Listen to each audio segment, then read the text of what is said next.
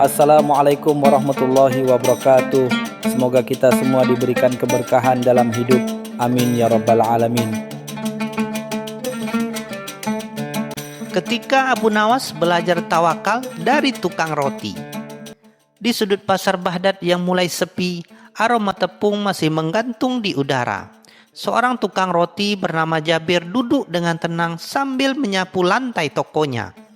Senyumnya secerah bulan sabit, meski tak ada satupun pelanggan datang sejak subuh. Tak lama Abu Nawas melintas dan berhenti di depan toko itu. Ia menatap sahabatnya dengan heran. "Wahai Jabir, mengapa engkau masih tersenyum di saat tak ada seorang pun membeli rotimu?" Jabir meletakkan sapunya dan menjawab pelan, "Wahai Abu Nawas, aku melakukan apa yang harus kulakukan. Sisanya kuserahkan kepada Yang Maha Pemberi Rezeki." Abu Nawas terkikik, menganggap tawakal seperti itu hanyalah alasan untuk bermalas-malasan. "Baiklah," katanya, "aku tantang engkau. Tunjukkan kepadaku tawakal sejatimu selama 3 hari." Hari pertama berlalu tanpa pembeli. Namun di hari kedua, langit Baghdad menggelap. Badai pasir besar menyapu pasar.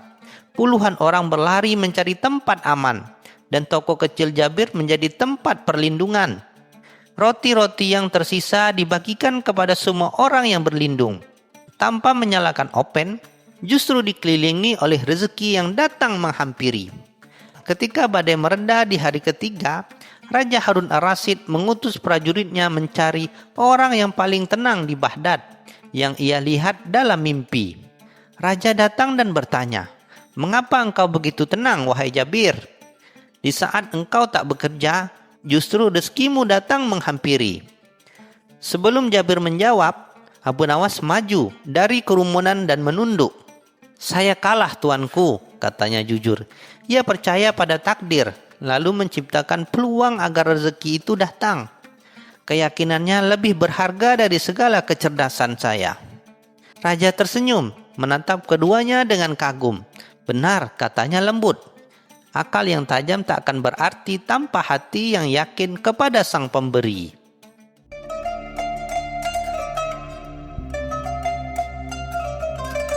Cerita selanjutnya.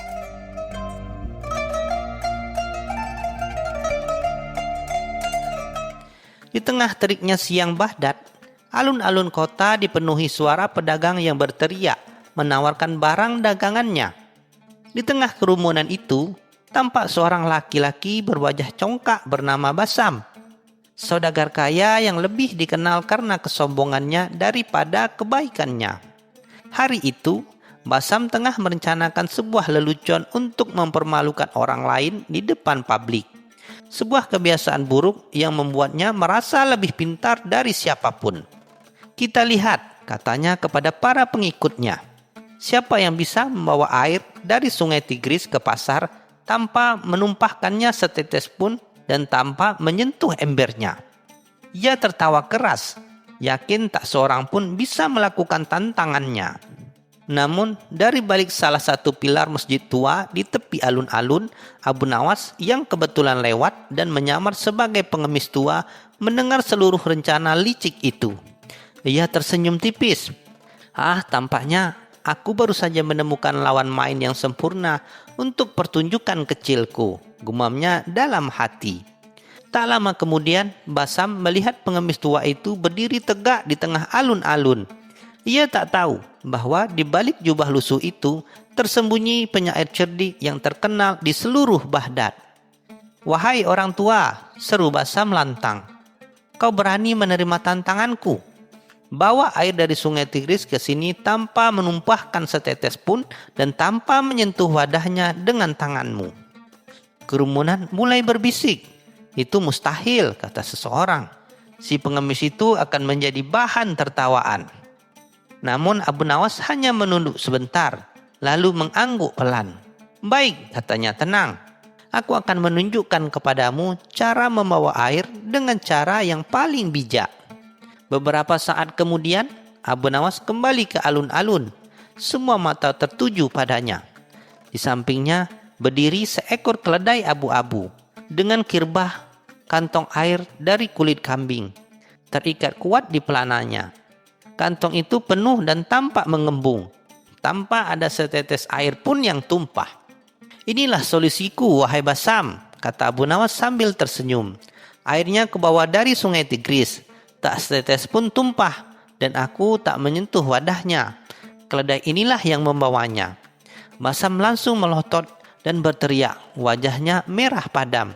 "Curang, itu bukan ember, tapi kantong air. Itu kibah, bukan wadah terbuka. Kau menipu kami, Abu Nawas." Abu Nawas hanya mengangkat bahu dengan santai. "Kau tidak menyebut bentuk ember dalam tantanganmu, wahai Basam," ujarnya pelan namun tajam. "Dan aku tidak menyentuh wadahnya. Yang menyentuh adalah keledai ini. Aku hanya memegang tali kekangnya. Bukankah ini yang kau sebut cara paling bijak?" Kerumunan pun tergelak. Beberapa menepuk bahu mereka sambil menahan tawa, sementara wajah Basam semakin merah seperti bara tungku. Namun, belum selesai sampai di situ. Saat Basam menunduk memeriksa tali yang mengikat kibah itu, Abu Nawas memberi isyarat kecil sebuah tepukan halus di pelana keledainya. Tali yang sudah sengaja ia longgarkan sebelumnya tiba-tiba terlepas. Seketika, air dari kibah itu dingin dan berlumpur dari sungai Tigris tumpah deras, mengguyur seluruh tubuh Basam dari kepala hingga kaki. Kerumunan pun meledak dalam tawa. Anak-anak berlari sambil menepuk tangan. Para pedagang menahan perut. Bahkan beberapa prajurit istana yang kebetulan lewat pun ikut tertawa. Abu Nawas menunduk sopan, lalu berkata lembut, "Wahai Basam, mungkin air ini dapat sedikit mendinginkan kepalamu yang selalu panas oleh kesombongan." Basam hanya berdiri kaku basah kuyup. Sementara tawanya kini berubah menjadi milik seluruh kota Baghdad. Dan hari itu, alun-alun Baghdad bukan hanya ramai oleh suara dagang, tetapi juga oleh tawa yang menjadi pelajaran. Jangan menantang orang bijak dengan kebodohanmu, sebab bisa jadi yang kau tumpahkan bukan air, melainkan kehormatanmu sendiri.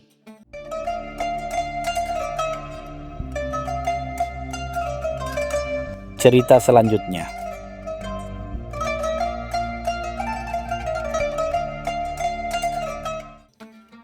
Baginda Harun ar-Rasyid, penguasa Baghdad yang megah, suatu pagi terlihat termenung di singgasananya. Bukan urusan negara yang membebani pikirannya, melainkan sebuah pertanyaan filosofis yang tiba-tiba terlintas. Siapakah sebenarnya manusia paling mulia di muka bumi ini? Pertanyaan itu terus mengusik benaknya, seolah menuntut sebuah jawaban yang absurd dan tak terbantahkan. Para penasehat dan ulama istana telah dipanggil, namun tak ada satupun jawaban mereka yang memuaskan hati Baginda. Mereka sibuk merujuk kitab-kitab suci, mentafsirkan ayat-ayat, dan memuji-muji kebaikan para nabi dan orang-orang soleh. Namun, Baginda merasa bahwa kemuliaan sejati mungkin terletak pada sesuatu yang lebih sederhana, namun mendalam. Melihat Baginda yang terus gelisah, Sang Wazir Agung akhir mengusulkan satu nama yang mungkin bisa memberikan pencerahan, Abu Nawas. "Ampun tuanku, mungkin hanya Abu Nawas yang bisa memberikan sudut pandang yang berbeda. Kecerdasannya seringkali melampaui batas pemikiran kita," ujar wazir dengan sedikit ragu, mengingat reputasi Abu Nawas yang tak terduga. Baginda Harun ar-Rasyid tersenyum tipis, panggil dia. Semoga saja otaknya yang gila itu bisa menemukan jawaban yang masuk akal. Perintah pun segera disampaikan, dan tak lama kemudian utusan istana bergegas menuju kediaman Abu Nawas yang sederhana di pinggiran kota. Abu Nawas yang sedang asik bermain catur dengan tetangganya terkejut mendengar panggilan dari istana. Ada apa lagi ini? Pasti Baginda sedang iseng dengan pertanyaan-pertanyaan sulitnya. Gumamnya pelan sambil menyeringgitkan dahi. Ia tahu betul bagaimana Baginda seringkali melemparkan teka-teki yang sulit dipecahkan. Meskipun demikian, ia tak bisa menolak panggilan raja. Dengan langkah santai ia menuju istana. Dalam benaknya mulai merangkai berbagai kemungkinan jawaban Kali ini ia bertekad untuk memberikan jawaban yang tak hanya cerdas, namun juga mampu membuat Baginda terdiam dan merenung. Setibanya di hadapan Baginda, Abu Nawas membungkuk hormat. "Ampun tuanku, hamba datang menghadap." Baginda memandang Abu Nawas dengan tatapan menyelidik. "Abu Nawas, aku punya pertanyaan penting. Siapa manusia paling mulia di dunia ini?" Tanya Baginda langsung tanpa basa-basi. Abu Nawas terdiam sejenak, pura-pura berpikir keras. Ia melirik para ulama dan penasehat yang duduk mengelilingi Baginda. Sebagian dari mereka tampak tersenyum meremehkan, seolah menunggu Abu Nawas terjebak dalam kesulitan sendiri. Namun Abu Nawas tak gentar. "Ampun tuanku," jawab Abu Nawas setelah beberapa saat.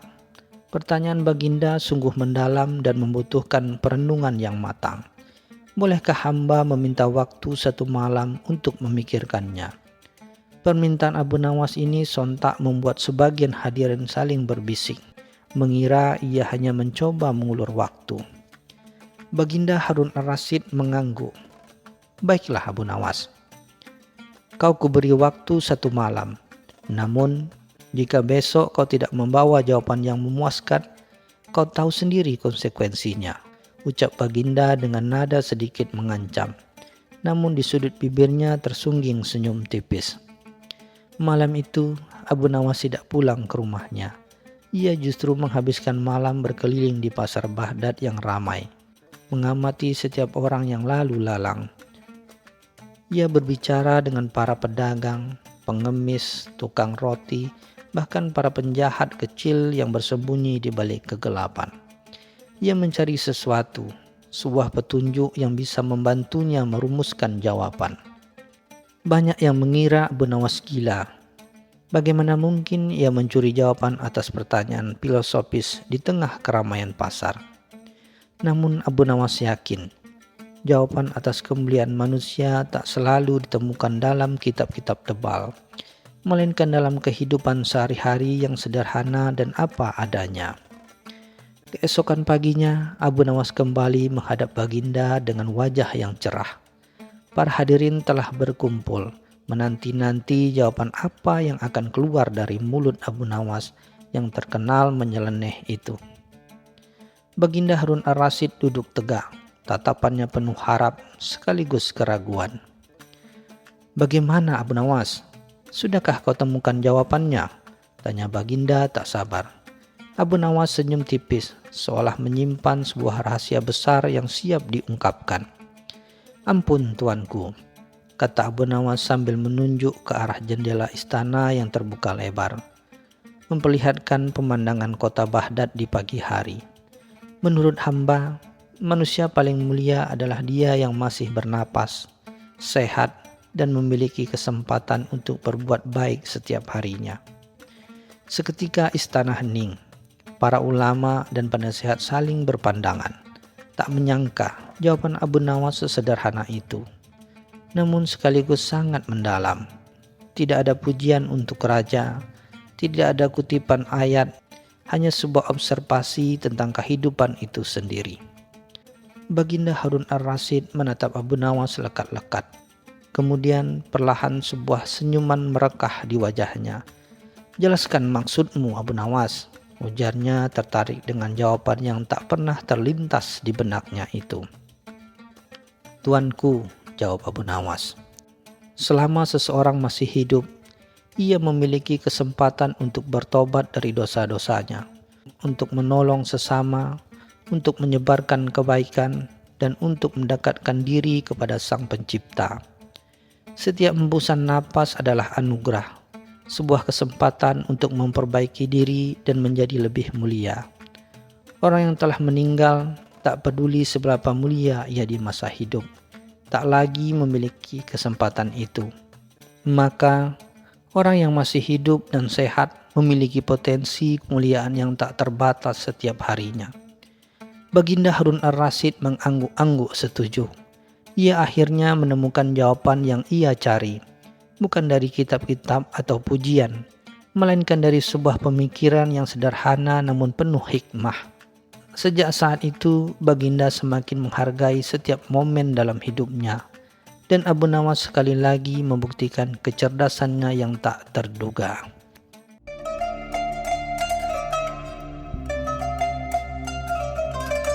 Cerita selanjutnya.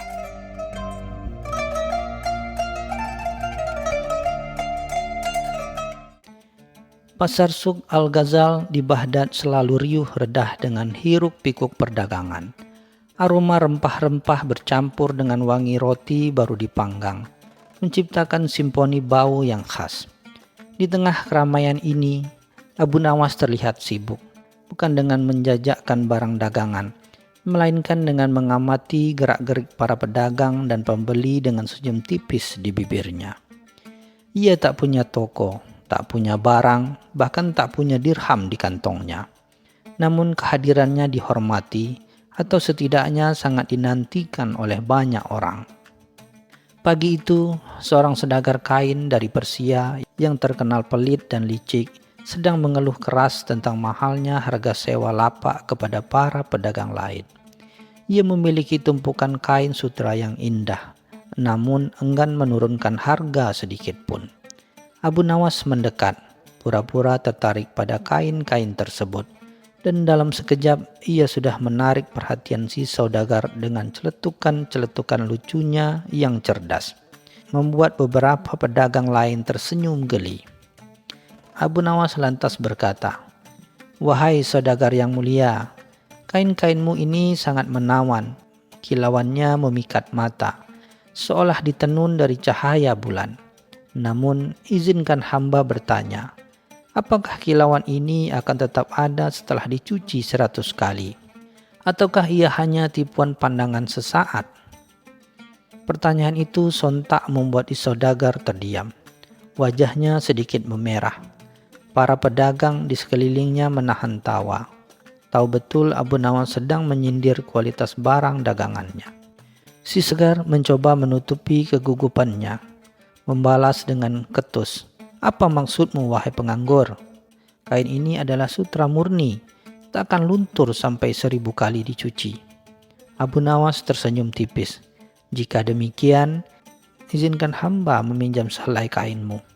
Hamba akan mencucinya 100 kali di sumur umum. Dan jika kilauannya tetap sama, hamba akan bersaksi di hadapan semua orang bahwa kain ini adalah sutra terbaik di Baghdad. Jika tidak, kau harus mentraktir semua pedagang di pasar ini makan malam." Si saudagar merasa tertantang dan yakin dengan barangnya. Tanpa pikir panjang menyetujui tantangan itu. Disaksikan oleh seluruh pasar. Keesokan harinya, pasar kembali ramai. Semua menantikan hasil eksperimen Abu Nawas.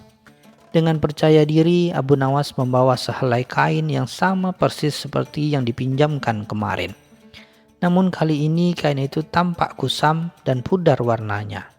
Ia memegangnya tinggi-tinggi di hadapan semua orang, termasuk si saudagar kain yang wajahnya langsung pucat pasi.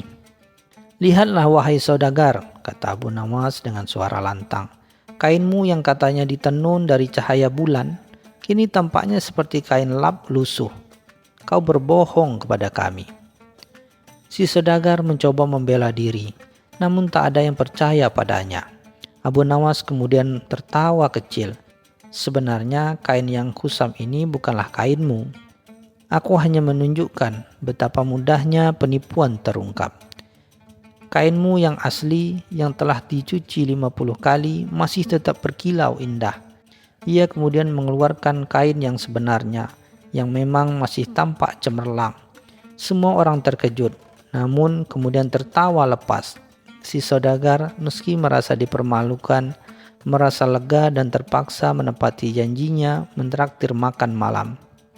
Sejak hari itu, reputasi Abu Nawas sebagai orang jujur dan cerdik semakin menyebar di pasar. Dan para pedagang, bahkan yang paling pelit sekalipun, akan berpikir 2 kali sebelum mencoba menipu di hadapannya. Kabar kecerdikan Abu Nawas bukan hanya sampai ke telinga para pedagang, tetapi juga terdengar hingga ke istana Khalifah Harun ar-Rasyid. Suatu hari, seorang hakim di Baghdad yang terkenal adil namun terkadang terlalu terpaku pada aturan hukum, sedang dihadapkan pada perkara yang membingungkan. 2 orang warga desa, seorang petani miskin dan seorang saudagar kaya, berebut kepemilikan seekor keledai. Petani bersumpah keledai itu miliknya, sedangkan saudagar kaya bersikeras keledai itu adalah miliknya yang hilang. Hakim telah mencoba berbagai cara untuk memutuskan siapa pemilik sah keledai tersebut, namun tidak berhasil. Kedua belah pihak memiliki argumen yang meyakinkan, dan keledai itu sendiri tidak bisa berbicara. Dalam keputusan, sang hakim teringat akan Abu Nawas. Ia mengirim utusan untuk memanggilnya ke pengadilan, berharap kecerdikan Abu Nawas dapat memecahkan kebuntuan ini. Ketika Abu Nawas tiba di pengadilan, ia disambut dengan hormat oleh sang hakim. Setelah mendengarkan kronologi perkara, Abu Nawas mendekati keledai itu. Dia tidak memeriksa giginya dan tidak pula memeriksa kakinya, melainkan hanya menatap mata keledai itu sejenak, lalu tersenyum misterius. Ia kemudian meminta sang hakim untuk memerintahkan kedua pihak, petani dan saudagar, berdiri di sisi yang berlawanan dari keledai. Lalu Abu Nawas berkata dengan suara lantang, "Wahai keledai yang malang, kini pilihlah tuanmu. Pergilah ke arah orang yang benar-benar menjadi pemilikmu." Semua orang terdiam, terheran-heran dengan perintah aneh itu. Petani dan saudagar saling berpandangan dengan cemas. Keledai itu sendiri, setelah beberapa saat kebingungan, perlahan-lahan melangkah maju. Dan mengejutkan, ia berjalan langsung menuju ke arah petani miskin. Semua orang di ruangan pengadilan terkejut, termasuk sang hakim. Saudagar kaya sontak berteriak, "Ini tidak adil, keledai itu bodoh, itu hanya kebetulan." Namun Abu Nawas hanya tersenyum. Kebetulan? Mungkin. Tapi tahukah Tuan Hakim, hewan memiliki naluri yang kuat. Seekor keledai yang setiap hari bekerja keras bersama tuannya, mencium keringatnya, mendengar suaranya, dan mengenali tuannya. Saudagar itu mungkin kaya, namun apakah ia pernah mengurus keledai ini dengan tangannya sendiri? Sang hakim merenungkan perkataan Abu Nawas. Akhirnya menyatukan putusan. Keledai ini adalah milik petani. Meskipun putusan itu didasarkan pada naluri keledai yang tidak tertulis dalam hukum, semua orang mengakui keadilannya. Saudagar kaya harus menerima kekalahan dengan malu, sementara petani miskin bersorak gembira. Sejak hari itu, kecerdasan Abu Nawas tidak hanya dihormati di pasar, tetapi juga diakui dalam urusan hukum. Menunjukkan bahwa kebijaksanaan kadangkala datang dari tempat yang tak terduga, bahkan tanpa gelar dan tanpa kekuasaan. Khalifah Harun ar-Rasyid yang sudah sering mendengar kisah-kisah tentang Abu Nawas ingin sekali menguji kecerdikannya secara langsung. Ia berencana mengadakan perjamuan mewah di istana, mengundang para bangsawan, ulama dan pejabat penting. Namun ia tidak mengundang Abu Nawas. Khalifah ingin melihat apakah Abu Nawas bisa masuk ke istana dan tetap dihormati tanpa undangan resmi, tanpa uang suap, dan tanpa kekuasaan. Malam perjamuan tiba. Istana gemerlap dengan cahaya lilin dan tawa riang para tamu. Di luar gerbang istana, Abu Nawas berdiri dengan pakaian sederhananya, mengamati keramaian. Para penjaga gerbang mengenalnya, namun mereka tahu ia tidak diundang. "Maaf Tuan Abu Nawas," kata salah satu penjaga, "Anda tidak ada dalam daftar tamu." Abu Nawas hanya tersenyum tipis, matanya berbinar penuh ide. Abu Nawas pergi dan kembali lagi dengan membawa sebuah kain karung besar yang kosong. Dengan wajah serius, ia berjalan melewati para penjaga yang kini melihatnya dengan bingung. "Ada apa gerangan, Tuan Abu Nawas?" tanya penjaga itu. Aku hanya ingin memastikan bahwa setiap tamu yang datang ke penjamuan Khalifah mendapatkan bagiannya," jawab Abu Nawas singkat, seraya berjalan masuk dengan santai, seolah-olah ia adalah tamu paling penting. Para penjaga yang tidak ingin mengganggu urusan penting Abu Nawas dan sedikit gentar dengan kepercayaan dirinya, membiarkan masuk. Di dalam istana, Abu Nawas tidak langsung menuju meja makan. Ia malah berjalan berkeliling, mendekati setiap kelompok bangsawan dan pejabat, memegang karungnya dan pura-pura mencatat sesuatu di udara. Khalifah Harun ar-Rasyid yang mengamati dari jauh merasa geli sekaligus penasaran. Ia memanggil Abu Nawas. "Apa yang sedang kau lakukan, wahai Abu Nawas? Mengapa kau membawa karung kosong itu?" Abu Nawas membungkuk hormat di hadapan Khalifah.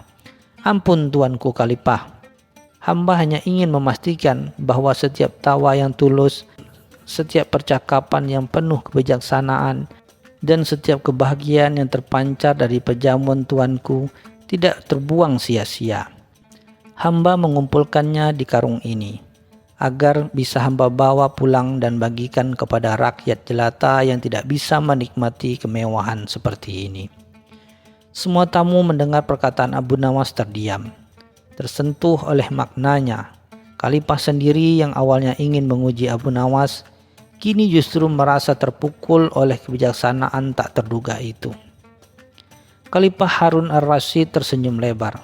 "Sungguh cerdik engkau, Abu Nawas. Kau telah mengajarkan kami bahwa kebahagiaan sejati bukanlah tentang kekayaan atau kekuasaan, melainkan tentang berbagi dan kepedulian. Karungmu meski kosong jauh lebih berharga daripada semua permata di istanaku."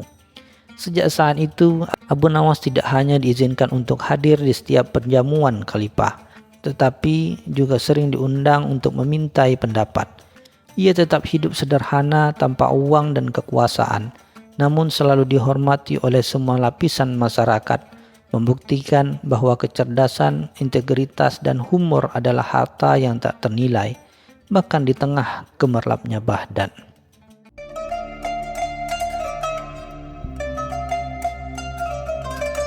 Cerita selanjutnya.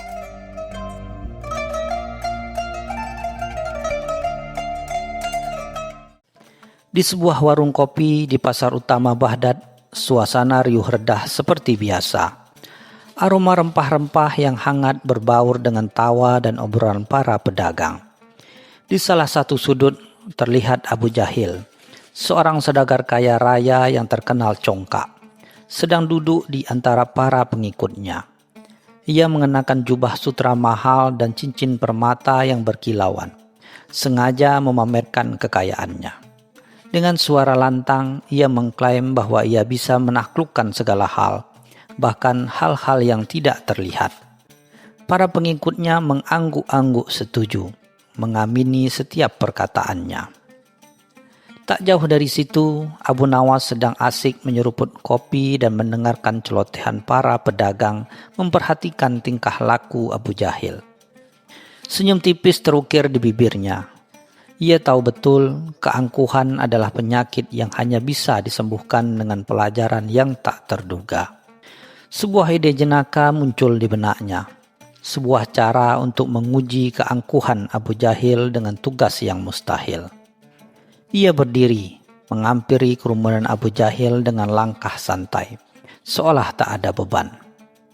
"Wahai saudagar kaya, aku dengar kau mampu menaklukkan segala hal," sapa Abu Nawas dengan nada ramah. "Tapi bisakah kau menaklukkan hal yang mustahil?" Abu Jahil mendongak dengan wajah meremehkan. "Tidak ada yang mustahil bagiku, Abu Nawas.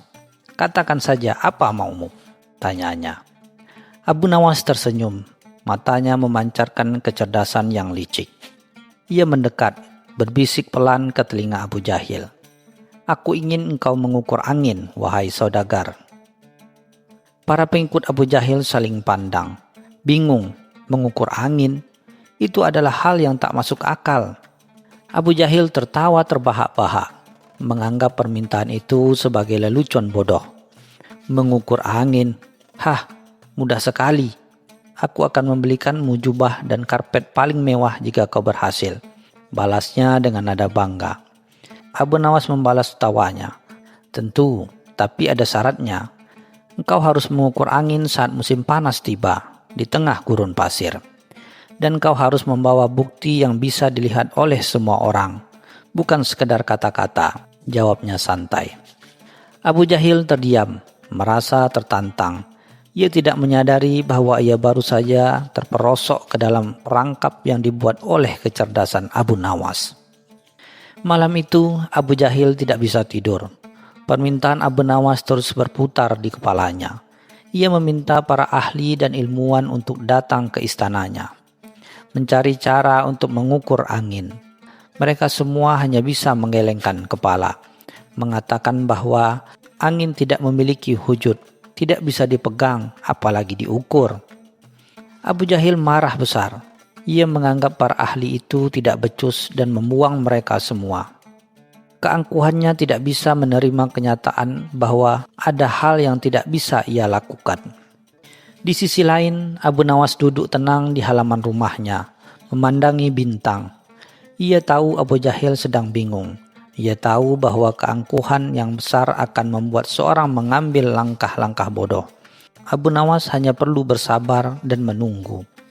Ia yakin pada akhirnya Abu Jahil akan menyadari bahwa kekayaan dan kekuasaan tidak bisa membeli segalanya, terutama akal sehat dan kerendahan hati.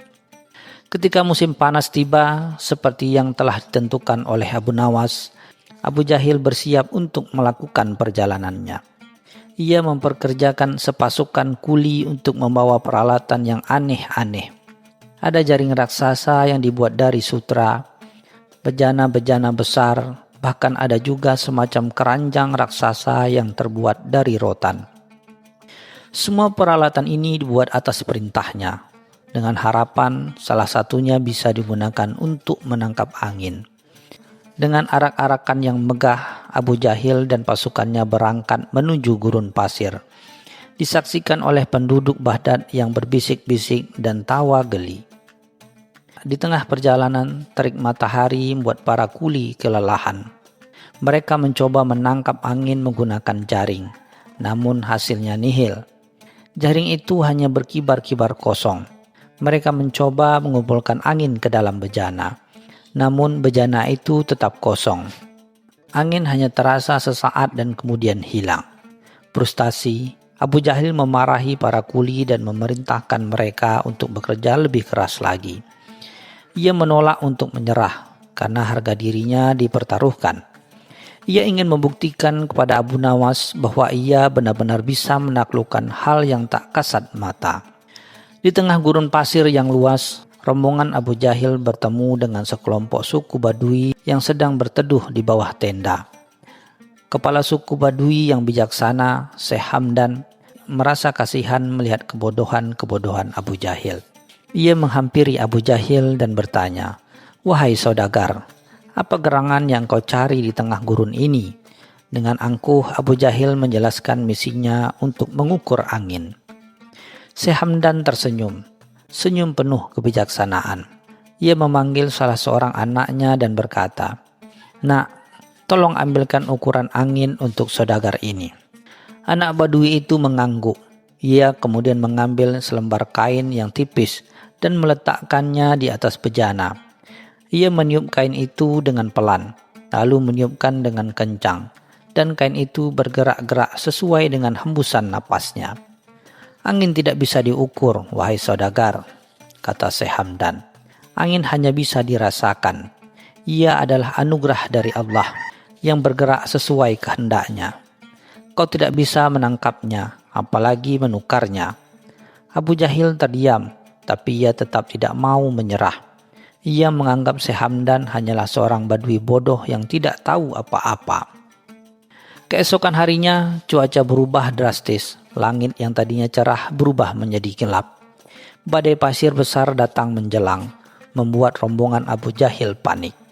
Badai itu begitu kuat, sehingga membuat barang bawaan mereka berhamburan. Jaring-jaring sutra yang mahal robek, bejana-bejana pecah, karpet-karpet mewah terhempas jauh. Para kuli berteriak ketakutan. Mereka berlindung di balik batu-batu besar. Sementara Abu Jahil hanya bisa berdiri terpaku, menyaksikan kekayaan dan keangkuhannya dihempaskan oleh kekuatan alam yang tak terlihat. Ketika badai mereda, Abu Jahil melihat sekeliling. Ia menemukan dirinya sendirian. Semua barangnya hilang dan para kulinya entah kemana. Tubuhnya penuh dengan pasir. Ia merasa lemah dan putus asa. Saat itulah ia mulai merenung. Ia mengingat kata-kata Syekh Hamdan dan perkataan Abu Nawas. Ia akhirnya menyadari bahwa ada hal-hal di dunia ini yang tak bisa dikuasai, dibeli atau diukur dengan uang dan kekuasaan. Setelah 3 hari berjalan tanpa tujuan, Abu Jahil ditemukan oleh beberapa pedagang yang sedang melewati gurun. Ia kembali ke Baghdad dalam keadaan yang memprihatinkan. Tanpa jubah sutra, tanpa cincin permata, dan tanpa pasukan kuli. Ia berjalan tertunduk malu dan merasa sangat bodoh. Penduduk Baghdad yang melihatnya terkejut. Namun mereka tidak menertawakannya. Mereka justru merasa kasihan. Melihat saudagar sombong itu kini menjadi begitu rendah hati. Sesampainya di warung kopi, tempat di mana tantangan itu dimulai, Abu Jahil melihat Abu Nawas sedang duduk tenang sambil menyeruput kopi. Ia menghampiri Abu Nawas dengan kepala tertunduk. "Abu Nawas," panggilnya dengan suara pelan. "Aku datang untuk mengakui kekalahanku. Aku tidak bisa mengukur angin. Engkau benar. Kekuasaanku tidak bisa menguasai kekuatan alam." Abu Nawas tersenyum hangat, mengisyaratkan Abu Jahil untuk duduk. Abu Jahil menceritakan semua kejadian di gurun pasir, tentang betapa bodohnya ia mencoba menenangkan angin, dan bagaimana badai pasir menghancurkan semua keangkuhannya. "Aku telah kehilangan segalanya, Abu Nawas," ucapnya pilu. "Tapi aku mendapatkan sesuatu yang lebih berharga. Sebuah pelajaran. Aku sadar ada hal-hal yang tidak bisa dibeli dengan kekayaan dan tidak bisa diukur dengan kekuasaan." Abu Nawas menepuk pundaknya dengan lembut. "Itulah yang ingin aku ajarkan padamu, wahai saudaraku. Keangkuhan adalah penjara dan kerendahan hati adalah kuncinya." Para penduduk yang berada di warung kopi mendengarkan percakapan mereka dengan seksama.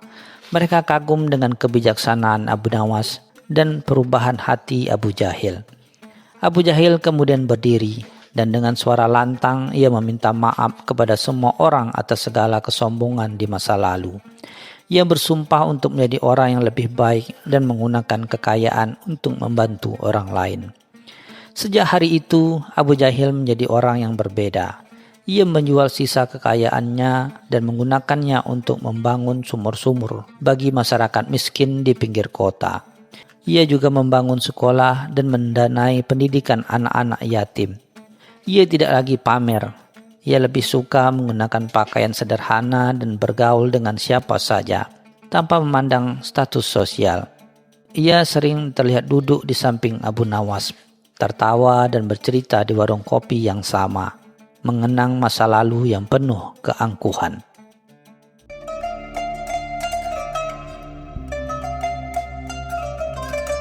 Cerita selanjutnya.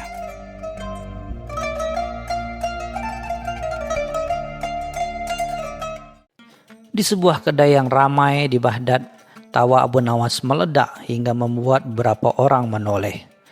Ia baru saja membaca sebuah surat yang dikirim oleh seorang pria kaya raya bernama Abu Jahil. Abu Jahil dikenal bukan karena kekayaannya saja, melainkan juga karena tabiatnya yang sombong dan senang merendahkan orang lain. Surat itu berisi tantangan yang tak biasa. Abu Jahil akan memberikan Abu Nawas 1.000 dinar jika ia bisa mengikutinya kemanapun tanpa terlihat. Namun, jika Abu Nawas gagal, ia harus bersumpah untuk tidak lagi mengganggu Abu Jahil seumur hidupnya. Abu Nawas tersenyum licik. Bagi orang lain, tantangan ini mungkin terdengar mustahil. Bagaimana mungkin seseorang bisa mengikuti orang lain tanpa terlihat? Namun, bagi Abu Nawas, ini adalah kesempatan emas untuk memberi pelajaran kepada Abu Jahil yang angkuh. Ia segera membalas surat itu dengan tulisan yang singkat namun penuh makna. "Abu Jahil, siapkan 1.000 dinar Anda. Bayangan Anda akan segera datang." Balasan itu dikirim kembali dengan tergesa-gesa. Dan Abu Nawas pun mulai memikirkan rencana jahilnya. Keesokan harinya, Abu Nawas pergi ke pasar bukan untuk berbelanja, melainkan untuk mengamati.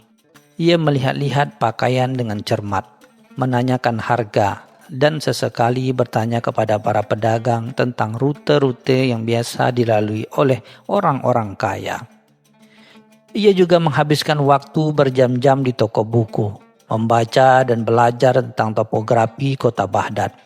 Abu Nawas bukan sekedar ingin menang, ia ingin menang dengan cara yang cerdas dan berkesan. Pada sore hari, saat matahari mulai condong ke barat, Abu Nawas berhasil mendapatkan sebuah jubah hitam yang longgar. Jubah ini dibuat dari kain yang sangat tipis dan ringan, sehingga hampir tidak terasa saat dipakai. Dengan jubah ini, ia berencana untuk menyatu dengan bayangan dan kegelapan, menunggu waktu yang tepat untuk memulai permainannya. Abu Nawas tahu bahwa tantangan ini bukanlah tantangan kecepatan, melainkan tantangan kesabaran, kecerdasan, dan tentu saja sedikit keberanian. Keesokan paginya, Abu Jahil keluar dari rumahnya dengan langkah tegap, siap untuk memulai hari-harinya yang biasa. Namun saat ia melangkah keluar, ia merasa ada sesuatu yang aneh. Ia melihat bayangannya sendiri. Tetapi bayangan itu seperti memiliki sedikit gerakan yang berbeda dari biasanya. Abu Jahil menghentikan langkahnya, menoleh ke belakang. Tapi tidak ada siapa-siapa. Ia menganggapnya hanyalah perasaan saja, lalu melanjutkan perjalanan ke pasar. Di pasar, saat Abu Jahil sedang tawar-menawar dengan seorang pedagang permaidani, ia kembali merasa tidak nyaman. Ia melirik bayangan di bawah terik matahari. Ia bersumpah. Ia melihat bayangan itu menoleh ke arahnya. Kali ini kecurigaan Abu Jahil mulai memuncak. Ia mempercepat langkahnya, tetapi setiap kali ia berhenti, bayangan itu seolah-olah mengikutinya. Ia mulai panik, merasa bahwa ada sesuatu yang tidak beres, sesuatu yang tidak masuk akal sedang terjadi padanya. Setelah seharian berkeliling dengan perasaan aneh, Abu Jahil pulang ke rumahnya. Ia mencoba untuk menenangkan diri, tetapi setiap kali ia melihat bayangan di dinding atau di lantai, ia merasa seperti ada mata yang mengawasinya. Abu Jahil mengambil lentera dan berjalan di sekitar rumahnya, mencoba mencari tahu apakah ada seseorang yang bersembunyi. Namun tidak ada apa-apa, hanya dirinya sendiri dan bayangan yang setia mengikuti. Pada malam hari, saat Abu Jahil sedang makan malam, ia meletakkan lentera di sampingnya. Bayangannya terlihat jelas di dinding. Tiba-tiba ia melihat bayangan itu seperti mengangguk ke arahnya. Abu Jahil terlonjak kaget, sendoknya terjatuh, dan ia berteriak. Istrinya datang tergesa-gesa, bertanya apa yang terjadi. Abu Jahil mencoba menjelaskan tentang bayangannya yang aneh. Tetapi istrinya hanya menatapnya dengan bingung, menganggapnya terlalu lelah atau sedang berkhayal. Keesokan harinya, Abu Jahil memutuskan untuk tidak tinggal diam. Ia pergi menemui beberapa tabib dan ulama, berharap mereka bisa menjelaskan apa yang terjadi padanya. Namun tidak ada yang bisa memberikan jawaban yang memuaskan. Salah seorang ulama menyarankan agar Abu Jahil lebih sering berdoa dan menganggap bayangan itu sebagai ujian dari Tuhan. Namun saran itu tidak mengurangi ketakutannya sedikit pun. Saat ia kembali ke rumah, Abu Jahil mengambil semua lentera yang ia miliki dan menyalakannya. Meletakkannya di setiap sudut ruangan. Ia berpikir jika ia tidak bisa melihat bayangannya, maka ia akan merasa lebih tenang. Namun saat ia menyalakan lentera terakhir, ia terkejut. Tiba-tiba semua lentera lain mati. Abu Jahil mengambil lentera yang ia pegang dan mencoba menyalakan yang lain. Tetapi tidak ada satupun yang mau menyala. Ia mulai menyadari bahwa ini bukanlah hal yang biasa. Pada malam itu, Abu Jahil tidak bisa tidur. Ia duduk di kamarnya yang gelap, ditemani oleh lentera kecil yang hanya ia miliki. Tiba-tiba ia mendengar suara gemerisik dari luar jendela. Saat ia melihat ke arah dinding, ia melihat bayangan yang meliuk-liuk seperti sedang menari. Abu Jahil ketakutan setengah mati. Ia bersembunyi di balik selimutnya, berharap bayangan itu akan hilang. Namun bayangan itu tetap ada. Setiap kali Abu Jahil mencoba untuk memejamkan mata, ia merasa bayangan itu semakin dekat. Ia merasa bayangan itu menari, berputar, bahkan melompat-lompat di dinding kamarnya. Sejak malam itu, Abu Jahil tidak bisa tidur nyenyak. Setiap kali ia mencoba, bayangan itu muncul dan membuatnya ketakutan. Tidurnya terganggu dan ia mulai merasa lelah dan putus asa. Setelah 7 hari 7 malam tidak bisa tidur, Abu Jahil tidak tahan lagi. Wajahnya pucat, matanya merah, dan ia terlihat sangat lesu. Ia merasa seperti akan gila. Ia akhirnya memutuskan untuk mencari Abu Nawas. Ia pergi ke rumah Abu Nawas dengan langkah gontai, dan saat sampai, ia melihat Abu Nawas sedang duduk santai di halaman rumahnya sambil menikmati secangkir teh. Abu Jahil langsung berlutut di hadapan Abu Nawas dengan memohon ampun. Abu Nawas, ampunilah aku. Aku tidak bisa tidur selama 7 hari 7 malam. Aku melihat bayanganku sendiri menari, melompat, bahkan meliuk-liuk di dinding kamarku. Aku tidak tahu apa yang harus aku lakukan lagi.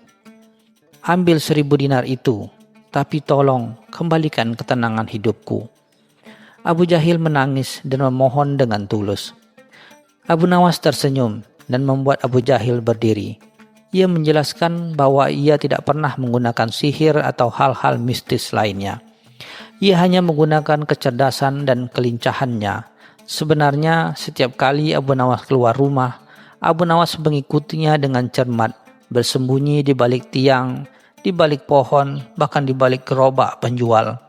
Ia menggunakan jubah hitam tipisnya agar ia bisa menyatu dengan bayangan Abu Jahil. Pada malam hari, Abu Nawas menyelinap ke rumah Abu Jahil, bersembunyi di luar jendela, dan menggunakan boneka dari kain yang ia sambungkan dengan tali. Ia menggunakan boneka itu di depan jendela, dan bayangan boneka itulah yang terlihat menari di dinding kamar Abu Jahil. Lentera yang mati adalah hasil dari trik sederhananya.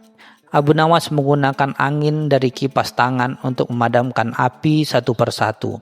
Dengan demikian, Abu Jahil benar-benar tidak bisa tidur karena merasa bayangannya sendiri yang mengawasinya. Abu Jahil terkejut sekaligus malu. Ia tidak pernah menyangka bahwa semua itu hanya ulah Abu Nawas. Ia mengakui kekalahannya dan memberikan 1000 dinar kepada Abu Nawas. Namun Abu Nawas menolaknya dengan halus. Aku tidak ingin uangmu, Abu Jahil. Aku ingin kamu mengerti bahwa kesombongan tidak akan pernah membawa kebahagiaan. Terkadang orang yang kamu anggap remeh bisa jadi lebih cerdas dan lebih licik dari yang kamu bayangkan, ujar Abu Nawas sambil tersenyum. Abu Jahil menundukkan kepalanya, mengakui kekalahannya. Sejak saat itu, ia tidak lagi menjadi orang yang sombong. Ia belajar menghargai orang lain dan menjadi lebih rendah hati. Sementara itu, Abu Nawas kembali ke kehidupannya yang biasa, menikmati secangkir teh di kedai langganannya dan menunggu tantangan menarik lainnya datang. Kisah tentang bagaimana Abu Nawas berhasil membuat Abu Jahil tidak bisa tidur selama 7 hari 7 malam pun menyebar ke seluruh Baghdad, menjadi cerita yang diceritakan dari generasi ke generasi.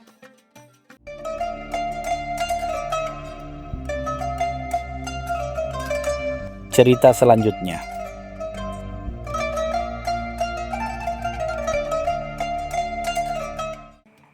Suatu malam yang pekat di Baghdad, ketika rembulan bersinar sabit di tengah sungai Tigris, Abu Nawas terlelap dalam tidurnya yang pulas. Ia bermimpi aneh, sungguh aneh. Dalam mimpinya, sebuah makhluk bercahaya datang menghampirinya, menyerupai malaikat dengan sayap keperakan, memancarkan aroma bunga melati yang semerbak. Malaikat itu dengan suara merdu bak seruling bambu berbisik, "Wahai Abu Nawas, engkau adalah hamba yang terpilih. Pintu surga terbuka lebar bagimu. Engkau diundang untuk merasakan kenikmatan abadi, bebas dari segala derita dunia." Abu Nawas yang biasanya cerdik merasa ada sesuatu yang ganjil. Ia tahu betul siapa dirinya. Seorang tukang olok-olok, pembuat onar, dan seringkali melanggar janji. Surga baginya itu terlalu mulia. Keesokan paginya Abu Nawas terbangun dengan dahi berkerut. Mimpi itu terus menghantuinya. Ia mendatangi seorang kawan lamanya, seorang tabib yang juga dikenal sebagai ahli tafsir mimpi, namun lebih sering menjadi pendengar keluh kesah Abu Nawas. Tanpa ragu ia menceritakan mimpi anehnya itu dengan detail. Tabib itu mengangguk-angguk, sesekali tersenyum tipis. Mungkin ini adalah pertanda baik, wahai Abu Nawas, bahwa kebaikanmu selama ini telah diakui di langit. Abu Nawas mendengus. Kebaikan apa, wahai tabib? Apakah menipu pedagang atau mengerjai khalifah? Itu disebut kebaikan. Jika surga semudah itu didapat, maka semua orang akan berlomba-lomba berbuat jahat agar diundang ke sana. Kabar mimpi Abu Nawas sampai ke telinga Khalifah Harun ar-Rasyid yang bijaksana namun juga gemar bercanda. Khalifah merasa penasaran dan memanggil Abu Nawas ke istana. Dengan wajah serius Khalifah berkata, "Wahai Abu Nawas, aku dengar mimpimu tentang surga. Ini adalah kabar baik, namun aku ingin memberimu sebuah tugas sebelum engkau pergi ke sana." Abu Nawas menatap Khalifah dengan curiga. "Tugas apa, wahai Paduka yang mulia? Apakah Paduka khawatir saya akan mengambil semua bidadari di surga sehingga tidak ada yang tersisa untuk Paduka?" Khalifah tertawa geli. "Bukan itu, Abu Nawas. Aku ingin engkau membuat daftar semua orang yang menurutmu pantas masuk ke surga di Baghdad ini. Jika daftarmu itu tepat, maka engkau akan kuberi hadiah emas sekarung dan kebebasan untuk memilih tempat tinggal di surga." Abu Nawas pulang ke gubuknya dengan pikiran berkecamuk. Membuat daftar orang baik itu sama saja dengan mencari jarum di tumpukan jerami. Ia mengenal semua penduduk Baghdad, dari yang paling soleh hingga paling bejat. Bagaimana mungkin bisa menilai siapa yang pantas dan siapa yang tidak? Beberapa hari berlalu, Abu Nawas masih berkutat dengan daftarnya. Ia menulis nama seorang ulama terkemuka. Ia mencoretnya, menulis nama seorang pedagang dermawan, lalu menghapusnya. Semakin ia berpikir, semakin ia menyadari betapa sulitnya menilai kebaikan seseorang hanya dari penampilan atau reputasi. Untuk mencari inspirasi, Abu Nawas memutuskan untuk pergi ke pasar. Ia berjalan di antara keramaian, mengamati setiap gerak-gerik penduduk Baghdad. Di suatu sudut, ia melihat seorang pedagang kurma yang memberikan sedekah kepada pengemis dengan wajah ikhlas. Ini bisa jadi calon penghuni surga, gumamnya. Namun, tak jauh dari situ, ia melihat seorang juru timbang yang diam. Ia melihat seorang juru timbang yang diam-diam mengurangi berat dagangannya, sambil tersenyum manis kepada pembeli. Yang ini jelas calon penghuni neraka, pikir Abu Nawas. Semakin lama ia mengamati, semakin rumit daftarnya. Terlalu banyak kepalsuan dan kemunafikan yang ia temukan. Saat Abu Nawas sedang termenung di dekat kedai kopi, seorang kakek tua yang cacat kakinya datang menghampirinya. Kakek itu bukan pengemis, melainkan seorang pencerita ulung yang sering menghibur orang-orang di pasar dengan kisah-kisah hikmah. "Wahai Abu Nawas, mengapa engkau terlihat murung? Apakah engkau sedang merencanakan sesuatu yang lucu lagi?" tanya kakek itu. Abu Nawas menceritakan tentang tugas dari Khalifah. Kakek tua itu tersenyum bijak. "Wahai Abu Nawas, janganlah kau menghakimi siapapun. Setiap manusia memiliki kebaikan dan keburukan. Hanya Tuhan yang tahu isi hati mereka. Jika kau ingin masuk surga, cukuplah dengan berbuat baik sesuai kemampuanmu, tanpa mengharapkan balasan, apalagi menilai orang lain." Kata-kata kakek itu menusuk hati Abu Nawas. Akhirnya tiba hari di mana Abu Nawas harus menyerahkan daftarnya kepada Khalifah. Dengan langkah mantap ia menghadap Khalifah di singgasananya. Khalifah tersenyum menanti daftar panjang berisi nama-nama orang baik. Namun yang diserahkan Abu Nawas hanyalah selembar perkamen kosong. Khalifah terkejut. Apa ini Abu Nawas? Di mana daftarmu? Apakah kau tidak menemukan seorang pun yang pantas masuk surga di Baghdad ini? Abu Nawas membungkuk hormat. Ampun tuanku, justru karena saya tidak mau menghakimi siapapun.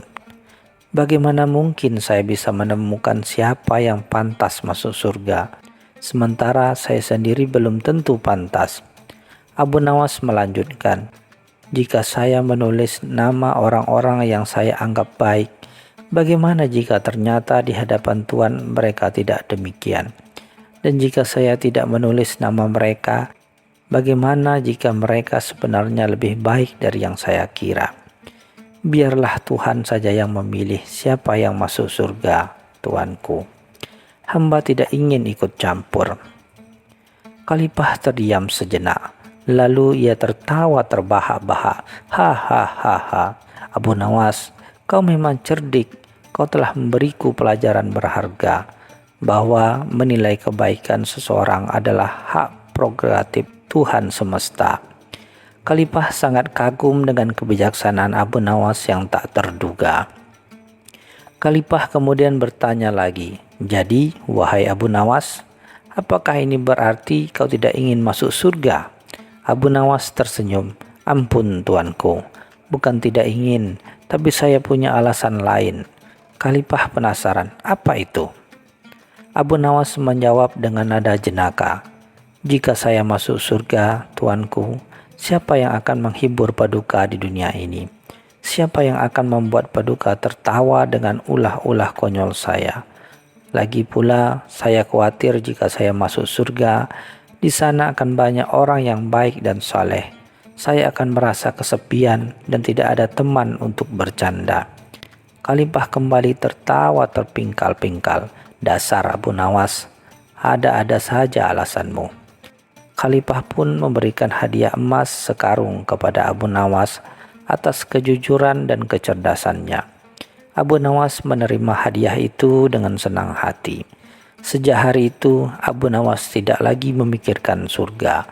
Baginya, kebahagiaan sejati adalah ketika ia bisa membuat orang lain tertawa, memberikan hiburan di tengah kerasnya hidup di Baghdad, dan menjalani hidup dengan caranya sendiri, tanpa terbebani oleh standar moral yang dibuat-buat.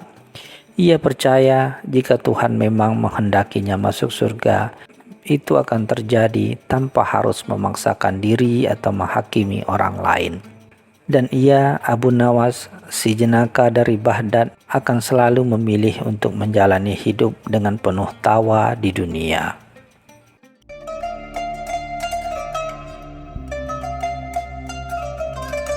Cerita selanjutnya.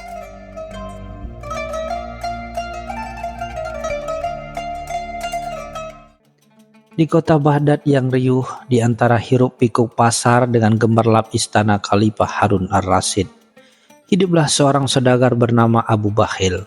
Namanya sudah cukup menggambarkan sifatnya. Dia adalah definisi hidup dari pelit dan serakah.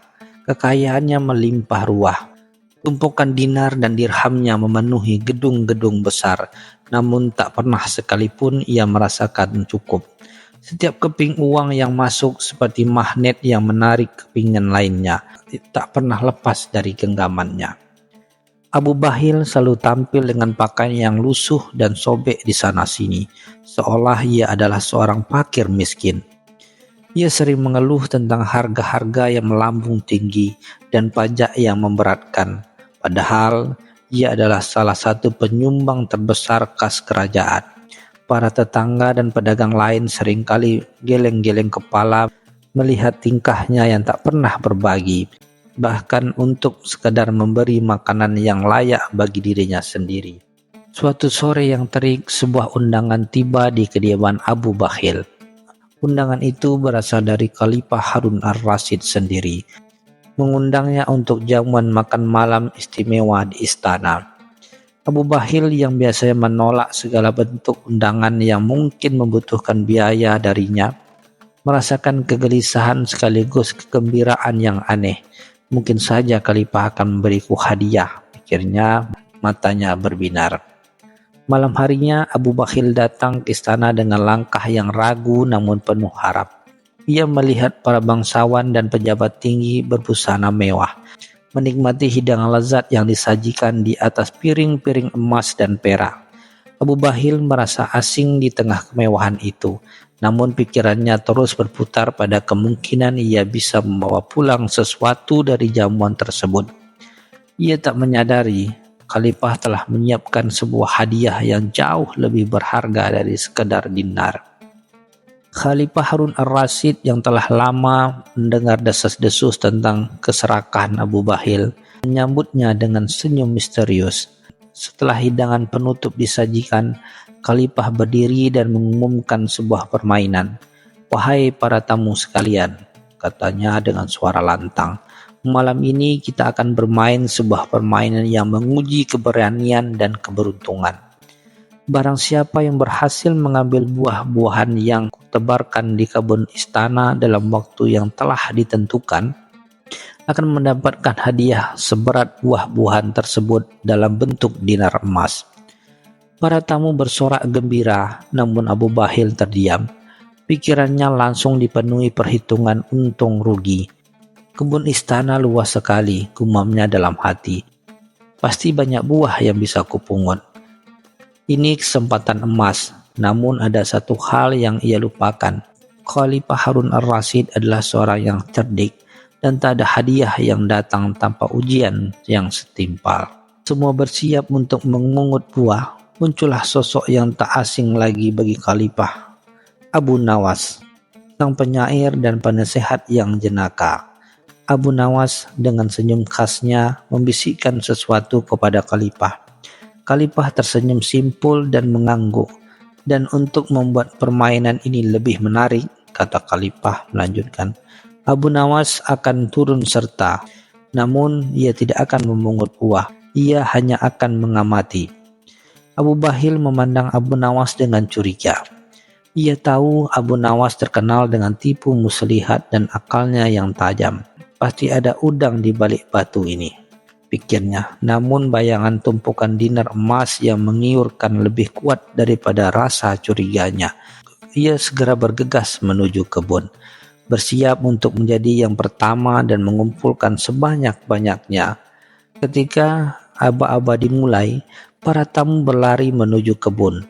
Abu Bakhil dengan sigapnya mulai memungut buah-buahan yang berserakan di tanah. Matanya berbinar melihat apel, jeruk, dan delima yang berserakan. Ia memungutnya dengan tergesa-gesa, memenuhi keranjang yang telah disediakan. Namun ia tidak puas hanya dengan satu keranjang. "Aku harus mendapatkan lebih banyak," pikirnya. Ia mulai mengisi kantong-kantong bajunya, bahkan lipatan serbannya.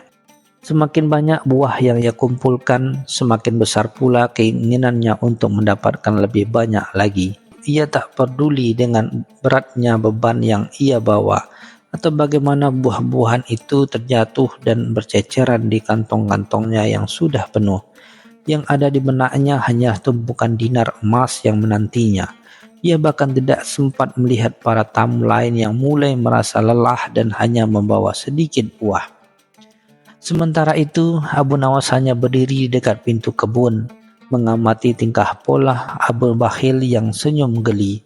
Ia melihat bagaimana buah-buahan berjatuhan dari tangan Abu Bakhil yang tak mampu menahan semua itu. Ia juga melihat bagaimana Abu Bakhil terhuyung-huyung di bawah beban buah-buahan yang berlebihan, tetap memaksakan diri untuk terus memungut. Abu Nawas tahu persis apa yang sedang terjadi. Ia tahu bahwa keserakan akan membuat seseorang kehilangan akal sehat. Ia melihat Abu Bakhil berlari ke sana kemari, berusaha memungut setiap buah yang ia lihat, tanpa menyadari bahwa ia kehilangan lebih banyak dari yang ia dapatkan. Pemandangan itu adalah bukti nyata pepatah yang dikejar tak dapat, yang digendong berciciran. Waktu yang ditentukan Khalifah akhirnya habis. Para tamu mulai berbaris memperlihatkan hasil pungutan mereka. Abu Bakhil muncul terakhir. terengah-engah dan berkeringat deras. Pakaiannya kotor, beberapa buahnya hancur, dan ia hampir tak mampu berdiri tegak. Ketika keranjangnya ditimbang, ternyata isinya jauh lebih sedikit dari yang dibayangkan. Banyak buah yang telah ia kumpulkan jatuh dan berceceran di sepanjang jalan karena tak mampu membawa dengan baik. Ia melihat para tamu lain yang hanya membawa sedikit buah namun dengan raut wajah lebih segar. Ia melihat tamu lain yang hanya membawa sedikit buah namun raut wajah lebih segar. Mereka tersenyum tipis melihat kondisi Abu Bakhil. Seketika rasa penyesalan menyeruak dalam hati Abu Bakhil. Ia terlalu serakah dan kini ia harus menanggung akibatnya. Seandainya aku hanya mengambil secukupnya, gumam lirih, pasti aku bisa membawa pulang lebih banyak. Khalifah Harun ar-Rasyid dengan nada bijak menatap Abu Bakhil. Abu Bakhil, katanya, kau telah berusaha keras, namun lihatlah hasil dari usahamu. Banyak buah yang kau kejar tak kau dapatkan, dan banyak pula yang kau gendong berciciran di sepanjang jalan. Bukankah begitu? Abu Bakhil hanya bisa menunduk malu. Ini adalah pelajaran bagimu, lanjut Khalifah. Keserakahan seringkali membutakan mata seseorang. Keinginan untuk mendapatkan lebih banyak justru membuat kita kehilangan apa yang sudah kita miliki. Hidup ini seperti buah-buahan di kebun ini. Kau harus tahu kapan harus berhenti memungut dan puas dengan apa yang sudah engkau dapatkan. Karena jika tidak, apa yang kau gendong akan berciciran dan apa yang kau kejar tidak akan pernah kau dapat. Setelah Khalifah selesai berbicara, Abu Nawas melangkah maju. Ia membawa sebuah keranjang kecil yang ternyata berisi beberapa buah yang masih segar dan utuh.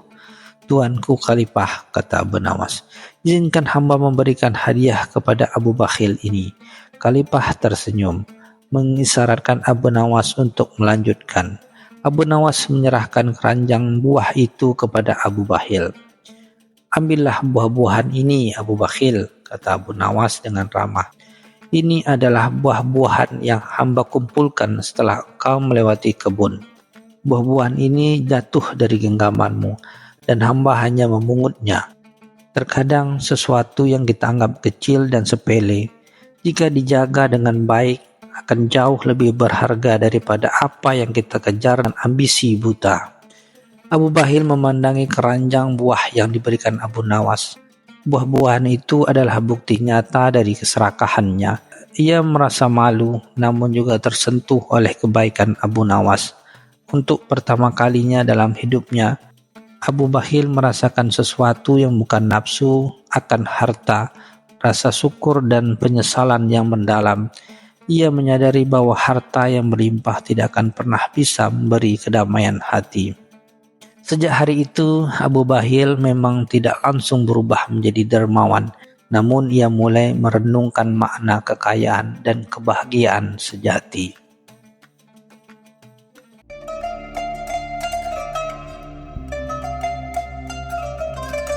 Cerita selanjutnya.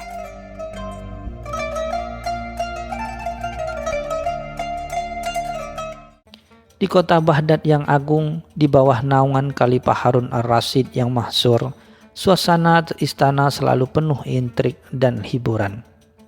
Khalifah yang dikenal karena kebijaksanaannya dan kadang-kadang kegemarannya akan teka-teki, suatu hari mengeluarkan sebuah dekret yang sangat aneh.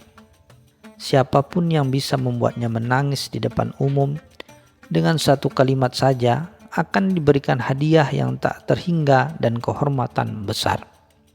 Para menteri, penasehat, bahkan para penyair istana terheran-heran. Mereka mencoba berbagai cara, mulai dari kisah sedih tentang penderitaan rakyat, kehilangan orang terkasih, hingga syair-syair pilu tentang kepanaan dunia. Namun Khalifah tetap teguh, wajahnya datar, seolah-olah hatinya terbuat dari batu. Tantangan ini menjadi buah bibir di seluruh Baghdad, dari pasar yang ramai hingga lorong-lorong sempit.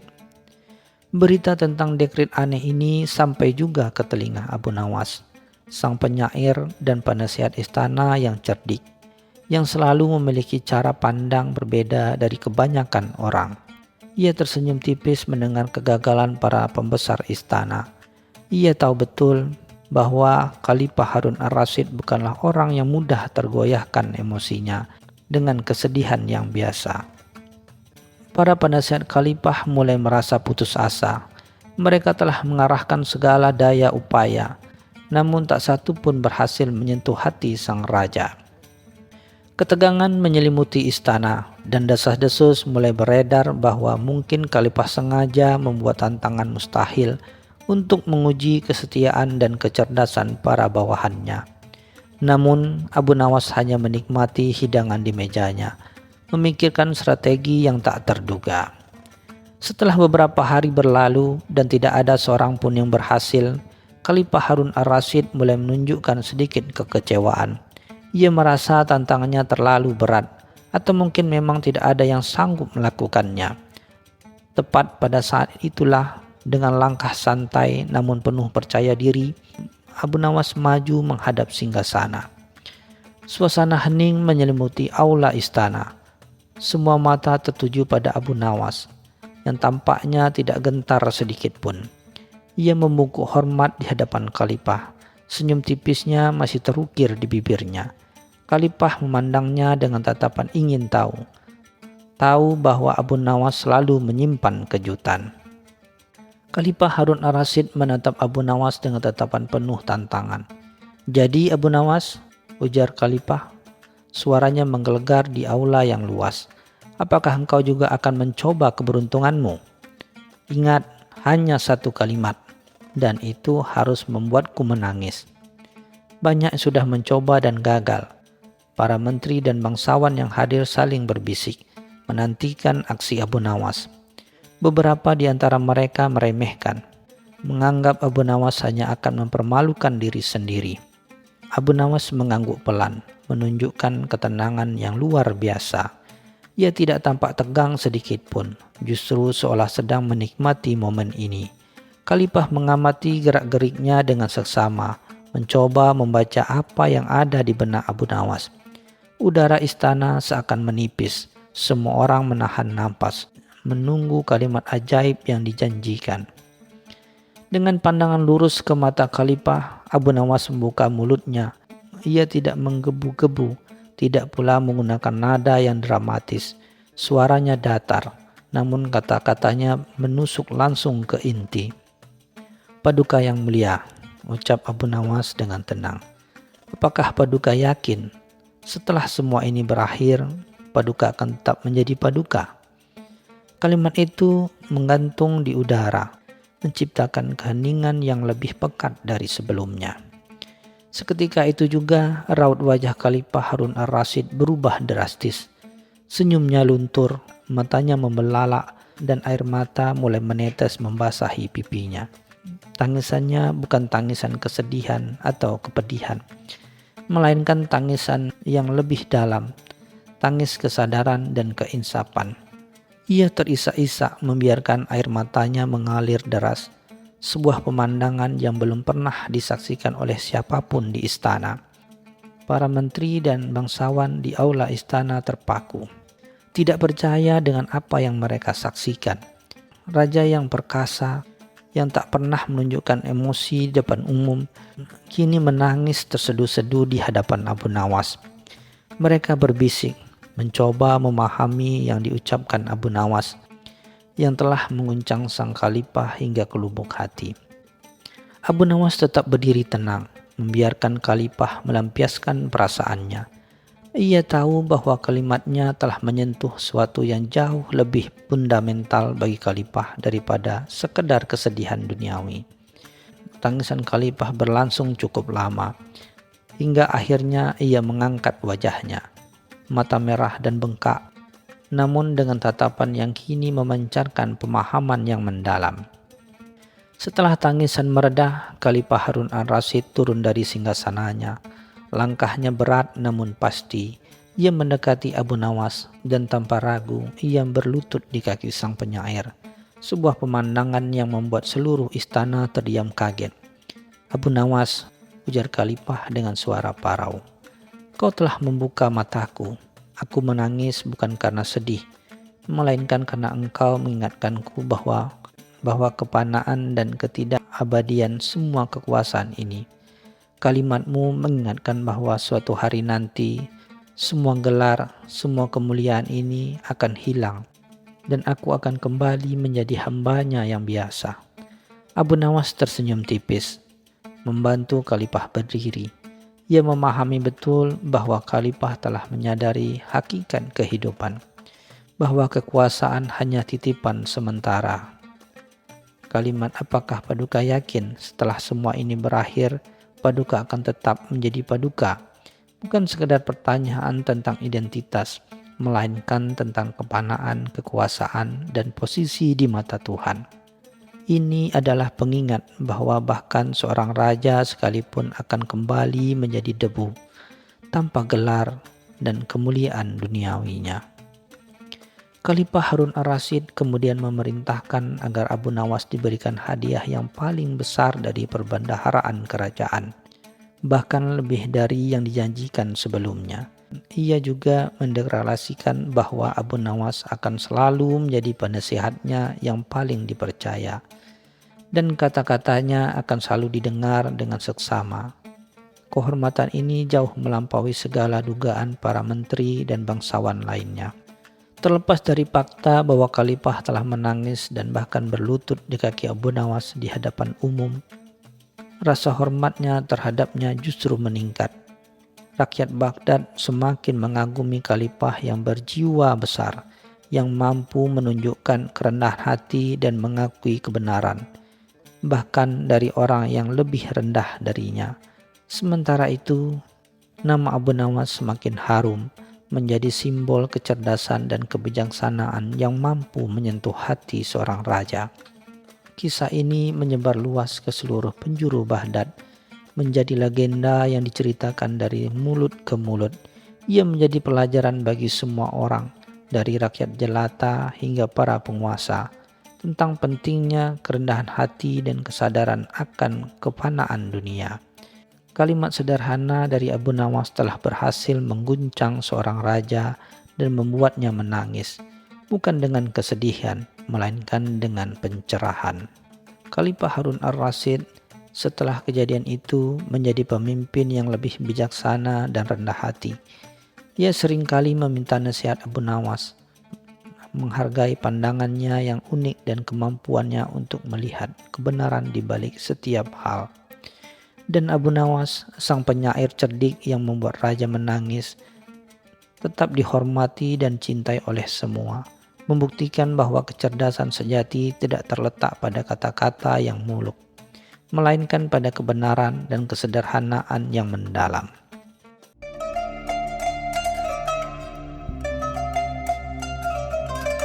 Cerita selanjutnya.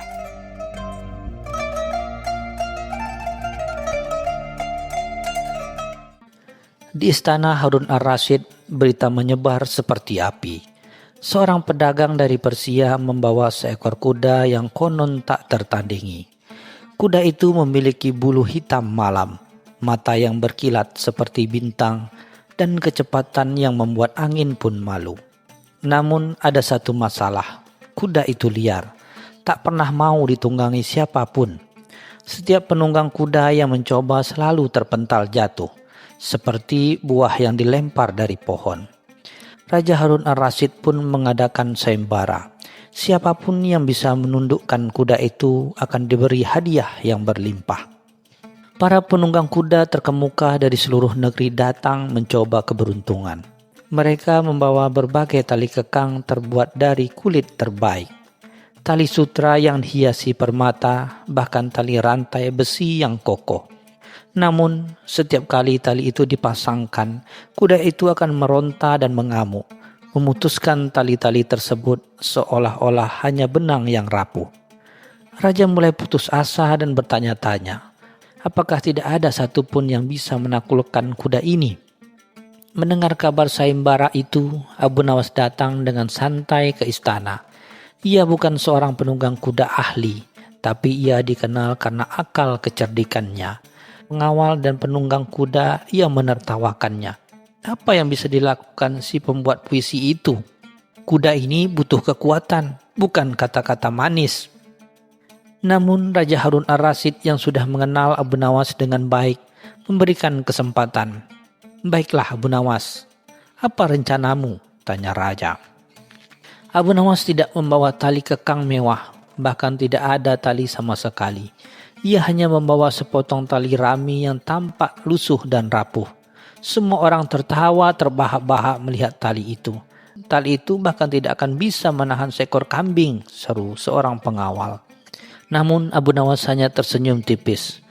"Kuda yang liar tidak akan tunduk pada tali yang rapuh," gumamnya membuat semua orang semakin bingung. Rencana Abu Nawas sungguh di luar dugaan. Ia meminta agar kuda itu dipindahkan ke sebuah lapangan terbuka, jauh dari keramaian dan tontonan. Ia kemudian meminta semua orang termasuk raja untuk menunggu di kejauhan. "Saksikanlah tuanku raja, bagaimana kuda ini akan tunduk pada tali yang tak terlihat," ucapnya dengan penuh teka-teki. Dengan penuh rasa ingin tahu, Raja Harun ar-Rasyid mengizinkan. Abu Nawas masuk ke lapangan dan mendekati kuda itu dengan perlahan. Ia tidak membawa tali rami itu di tangannya, melainkan menyembunyikannya. Semua orang menunggu dengan cemas, bertanya-tanya apa yang akan dilakukan Abu Nawas. Apakah ia benar-benar gila? Abu Nawas berdiri depan kuda itu, bukan dengan sikap menantang, melainkan dengan sikap tenang. Ia mulai berbicara pada kuda itu dengan suara yang lembut dan damai. "Wahai kuda yang gagah, aku tahu kau bukan kuda biasa. Kau dilahirkan untuk berlari bebas di padang rumput, bukan diikat di istana. Kehadiranmu di sini adalah takdir, tapi bukan takdir yang mengikatmu." Kuda itu yang biasanya meronta saat didekati, kini hanya mendengarkan. Abu Nawas terus berbicara, memuji keindahan dan kekuatannya. Tali yang paling kuat bukanlah yang terbuat dari kulit atau besi, melainkan dari kepercayaan.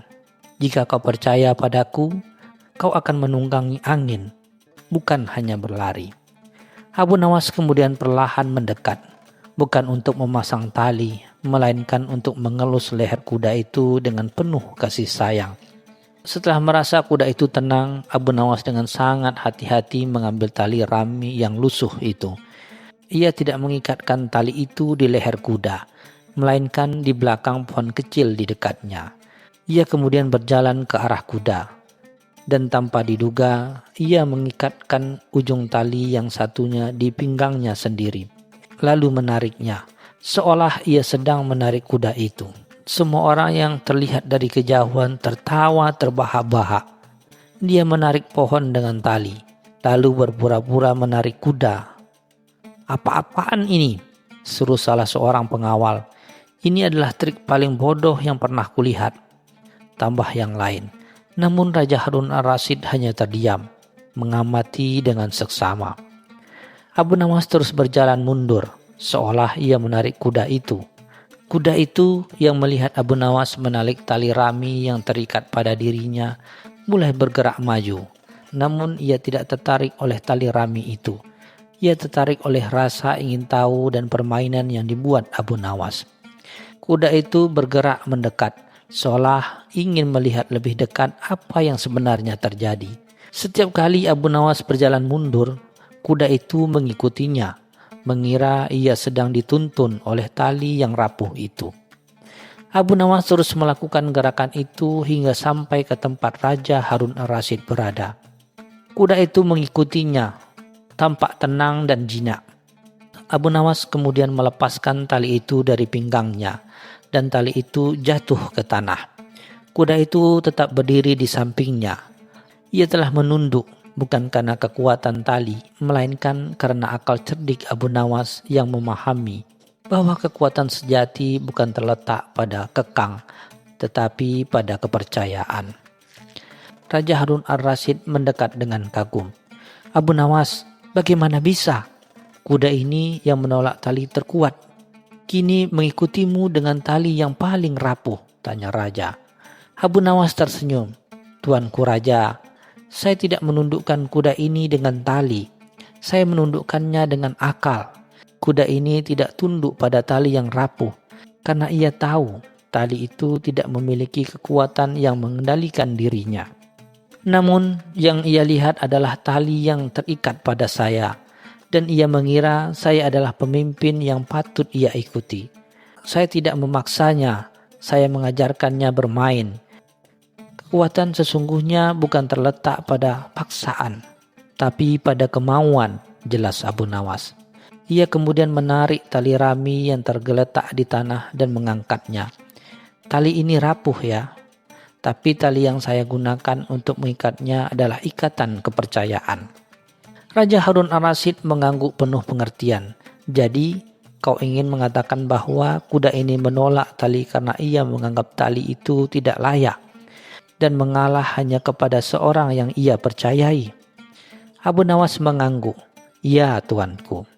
Kuda yang gagah dan liar tidak akan tunduk pada tali yang rapuh.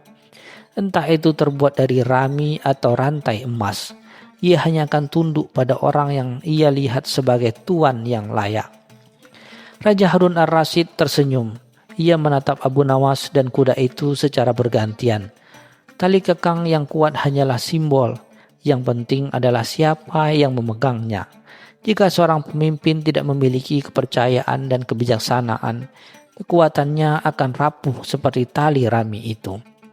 Sebagai hadiah, Raja Harun ar-Rasyid memberikan Abu Nawas kantong penuh koin emas dan memerintahkannya untuk menjadi penasehatnya dalam berbagai masalah. Kuda itu yang kini telah jinak ditunggangi oleh Harun ar-Rasyid sendiri yang selalu mengingat pelajaran dari Abu Nawas.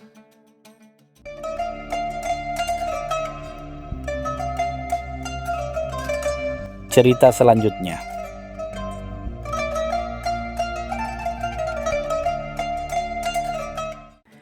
Matahari Baghdad siang itu terasa terik menyengat, namun keramaian pasar tak pernah surut.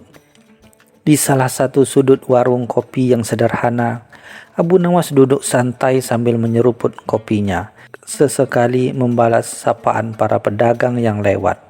Ia menikmati hiruk pikuk kota, pikirannya melayang-layang mencari inspirasi untuk usilnya yang baru. Tiba-tiba pandangannya terpaku pada dua sosok yang baru saja memasuki pasar. Pertama, Abu Jahil. Seorang saudagar kaya dengan jubah sutra yang mencolok dan sorban yang tinggi menjulang.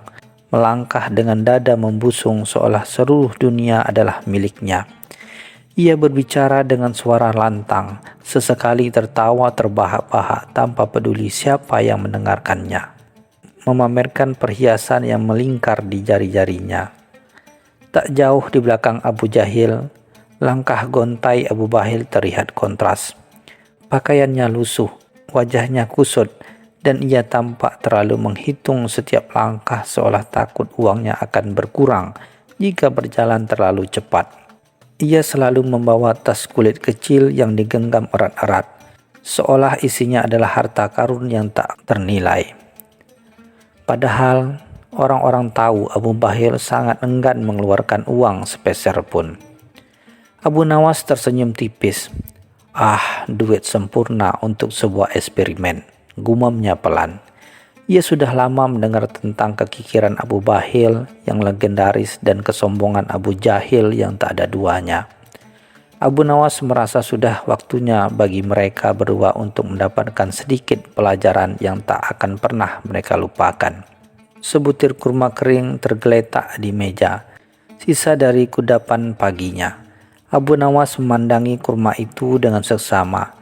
Jari telunjuknya mengetuk-ngetuk dagu. Sebuah ide cemerlang tiba-tiba melintas di benaknya. Begitu sederhana namun berpotensi sangat lucu dan memuaskan.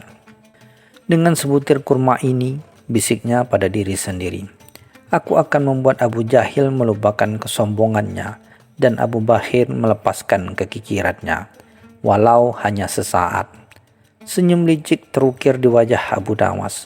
Ia tahu kali ini tidak akan mudah, namun tantangan itulah yang membuatnya bersemangat. Keesokan harinya, Abu Nawas mulai mengamati kedua targetnya dengan lebih seksama. Ia mengikuti Abu Jahil ke pasar, mencatat bagaimana ia memperlakukan para pedagang kecil dengan angkuh, menawar harga serendah-rendahnya seolah-olah barang dagangan mereka tak bernilai. Abu Jahil seringkali membuang-buang makanan enak hanya karena sedikit cacat, menunjukkan betapa berlimpahnya harta yang ia miliki. Di sisi lain, Abu Nawas juga menguntit Abu Bahil. Ia melihat Abu Bahil selalu memiliki barang yang paling murah, bahkan kualitasnya sangat buruk. Abu Bahil seringkali pura-pura batuk atau mengeluh sakit perut agar tidak perlu membayar makanan atau minuman yang ditawarkan padanya.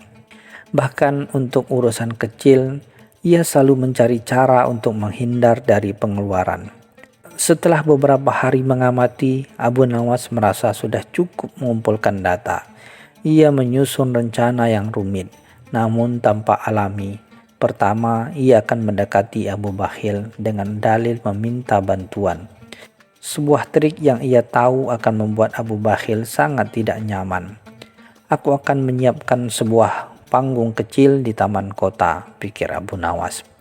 Di sana, dengan alasan yang sangat meyakinkan, aku akan membuat mereka berdua bertemu dan tanpa sadar terlibat dalam tipuanku. Ia membayangkan reaksi mereka dan senyumnya semakin lebar. Peralatan yang dibutuhkan Abu Nawas sangatlah sederhana. Sebutir kurma kering yang ia simpan rapi, sebuah cawan kecil, dan sebuah sapu tangan bersih. Kurma itu adalah inti dari rencananya, simbol dari apa yang akan ia tukarkan. Ini bukan hanya tentang kurma, gumam Abu Nawas sambil memegang kurma itu. Ini tentang pelajaran tentang nilai sejati dari sesuatu, dan betapa konyolnya kesombongan dan kekikiran. Ia merasa yakin bahwa rencananya akan berjalan lancar, dan Baghdad akan mendapatkan hiburan yang baru. Suatu sore, Abu Nawas sengaja bertemu Abu Bahil di dekat pintu gerbang kota. Dengan wajah malas, Abu Nawas mendekati Abu Bahil. "Wahai Tuan Abu Bahil yang budiman," katanya dengan suara lembut. "Hamba sedang dalam kesulitan besar. Ayah hamba jatuh sakit dan kami butuh uang untuk membeli obat-obatan. Bisakah Tuan sudi meminjamkan hamba beberapa dirham?" Abu Bahil seperti yang sudah diperkirakan Abu Nawas langsung pucat pasi. Ia gelagapan mencari alasan untuk menolak. "Tenggorokanku sakit. Aku juga sedang tidak punya uang, Abu Nawas," katanya sambil memegangi dadanya, pura-pura sakit keras. Melihat reaksi Abu Bahil, Abu Nawas pura-pura menghela napas panjang. "Baiklah Tuan, jika begitu setidaknya bisakah Tuan ikut hamba ke taman kota? Ada seorang tabib kenalan hamba yang mungkin bisa membantu, dan dia berjanji akan datang ke sana sore ini." Abu Bahil yang selalu ingin mendapatkan sesuatu secara gratis dan takut jika menolak ia akan kehilangan kesempatan untuk mendapatkan pengobatan gratis, akhirnya setuju dengan enggan. Mereka pun berjalan menuju taman kota. Di sana Abu Nawas telah menyiapkan tempat duduk di bawah pohon rindang. Tak lama kemudian Abu Jahil lewat. Dengan sengaja Abu Nawas melambaikan tangan ke arah Abu Jahil. "Wahai Tuan Abu Jahil, sungguh suatu kehormatan bertemu dengan Anda di sini." Abu Jahil yang selalu senang menjadi pusat perhatian dengan angkuh mendekati mereka. "Ada apa ini Abu Nawas? Apa gerangan yang membuatmu mengganggu ketenanganku?" tanyanya dengan nada meremehkan. Tanpa sedikit pun melirik Abu Bahil yang berdiri gemetaran di samping Abu Nawas. Abu Nawas tersenyum misterius. "Tuanku berdua," katanya dengan suara yang dibuat seolah-olah penting. "Saya baru saja menemukan sesuatu yang sangat berharga, dan saya ingin kalian berdua menjadi saksi. Sesuatu yang nilainya melebihi emas dan perak." Abu Jahil tampak tertarik, sementara Abu Bahil semakin gelisah. Khawatir akan ada biaya yang harus ia tanggung. Abu Nawas mengeluarkan sebutir kurma kering dari dalam saku bajunya. Ia memegang kurma itu dengan hati-hati, seolah benda itu adalah permata paling langka di dunia. "Kurma ini," katanya, "adalah kurma yang sangat istimewa. Dikatakan bahwa siapapun yang mampu menukarkan sesuatu yang sangat berharga dengan kurma ini, keberuntungan tak terhingga dan hati yang lapang. Abu Jahil tertawa terbahak-bahak. Hahaha, apa-apaan ini Abu Nawas? Sebutir kurma kering, omong kosong semacam apa ini? Abu Bakhil di sisi lain matanya langsung berbinar. Apa itu benar Abu Nawas? Kurma itu bisa membuat hati lapang? Berapa harganya? Aku tidak punya uang. Abu Nawas menatap Abu Jahil dengan serius. Wahai Tuan Abu Jahil, bersediakah Tuan menukar kesombongan Tuan dengan kurma ini? Lepaskanlah sejenak sikap angkuh Tuan dan rasakan nikmatnya kerendahan hati. Abu Jahil terdiam, terkejut dengan tawaran itu. Ia ingin menolak, namun rasa penasaran dan harga dirinya sebagai orang kaya yang selalu punya segalanya membuatnya berpikir dua kali. Kemudian Abu Nawas menoleh ke Abu Bakhil. Tuan Abu Bakhil, bersediakah Tuan menukar kekikiran Tuan dengan kurma ini? Untuk sejenak saja, lupakan hasrat untuk menyimpan setiap keping dirham, dan biarkan kebaikan mengalir. Abu Bakhil melongo, menukar kekikiran. Ini adalah hal yang paling sulit baginya. Jika kalian berdua bersedia melakukan itu, lanjut Abu Nawas, maka kurma ini akan menjadi milik kalian. Kalian bisa memakannya bersama dan rasakanlah sendiri keajaibannya. Jika kalian berdua bersedia melakukan itu, lanjut Abu Nawas, maka kurma ini akan menjadi milik kalian. Kalian bisa memakannya bersama dan merasakan sendiri keajaibannya. Abu Jahil merasa tertantang. Ia tidak ingin terlihat lemah di depan Abu Bakhil. Sementara Abu Bakhil, walaupun keberatan, ia sangat tertarik dengan janji hati yang lapang dan keberuntungan tak terhingga yang disebut oleh Abu Nawas. Sesaat keheningan menyelimuti taman. Angin berdesis pelan, seolah menunggu keputusan kedua saudagar itu. Abu Nawas menatap mereka bergantian. Senyum tipis masih terukir di bibirnya. Ia tahu saat-saat paling lucu akan segera tiba. Abu Jahil yang terbiasa memerintah dan tidak pernah direndahkan, tiba-tiba merasa kikuk. Ia mencoba tersenyum, sebuah tindakan yang jarang ia lakukan dengan tulus. Baiklah Abu Nawas, katanya dengan suara yang sedikit lebih rendah dari biasanya. Untukmu, aku akan mencoba. Apa yang harus kulakukan? Ia merasa sedikit canggung, seolah melepaskan beban yang selama ini ia pikul. Abu Bakhil di sisi lain menelan ludah, menukar kekikiran. Ia ragu-ragu, tangannya gemetar. Bagaimana caranya Abu Nawas? Apa aku harus membagikan semua uangku? Abu Nawas menggeleng. Tidak Tuan Abu Bakhil. Cukup dengan berbagi senyum tulus dan satu patah kata kebaikan kepada orang yang membutuhkan hari ini. Dan yang paling penting, makanlah kurma ini tanpa berpikir tentang nilainya. Abu Nawas menyerahkan kurma itu kepada mereka. Sekarang makanlah bersama dan rasakanlah sendiri perubahannya. Abu Jahil mengambil separuh kurma dengan sedikit ragu. Sementara Abu Bakhil mengambil separuh sisanya dengan tatapan tak percaya. Mereka berdua makan kurma itu dan sesuatu menakjubkan terjadi. Abu Jahil yang biasanya bermuka masam tiba-tiba tersenyum lebar. Senyum yang tulus, bukan senyum angkuh. Ia merasa beban di pundaknya sedikit berkurang, seolah-olah ia bisa bernapas lebih lega. Sementara itu Abu Bakhil yang selalu tegang tiba-tiba merasakan kehangatan di dadanya. Ia merasa ringan dan untuk pertama kalinya dalam waktu yang lama ia tidak memikirkan uang sepeser pun. Abu Jahil menatap Abu Bakhil dan tanpa sadar ia menawarkan salah satu perhiasan kepada Abu Bakhil. Wahai saudaraku, katanya, perhiasan ini terlihat cocok untukmu. Ambillah. Abu Bakhil terkejut, namun entah mengapa ia tidak menolak. Ia bahkan tersenyum dan mengangguk. Abu Nawas yang menyaksikan semua itu tidak bisa menahan tawanya. Ia tertawa terbahak-bahak, tawa yang lepas dan penuh kemenangan. Abu Jahil dan Abu Bakhil yang masih di dalam pengaruh keajaiban kurma ikut tertawa bersamanya. Entah mengapa merasa senang. Mereka belum menyadari bahwa mereka telah tertipu oleh Abu Nawas dengan sebutir kurma kering. Abu Nawas telah menukar kesombongan Abu Jahil dan kekikiran Abu Bakhil, setidaknya untuk hari ini. Dan pelajaran itu, walau datang dari sebuah lelucon, akan selalu terukir di hati mereka.